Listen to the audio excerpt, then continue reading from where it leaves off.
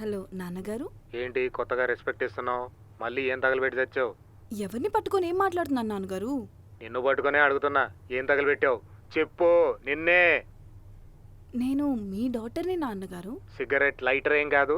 ఇంతకీ అబ్బాయి నచ్చాడా? అంటే ఇంకా మ్యాటర్ మా నాన్న పోస్ట్ అవ్వలేదన్నమాట. ఇప్పుడు నచ్చాడు అంటే డౌట్ వచ్చేస్తుందేమో.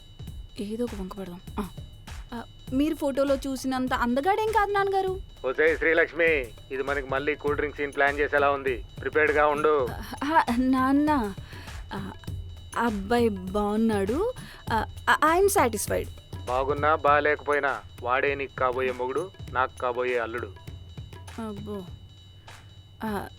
మరీ మీరు ఇంతలా అడుగుతుంటే ఏం చేస్తాం? ఇంకా మీ ఇష్టం. మధు, నేను వింటుంది నిజమేనా? నిజం చెప్పు, నువ్వేనా నాతో మాట్లాడుతుంది? ఆ డౌట్ మీకెందుకు వచ్చిందండి?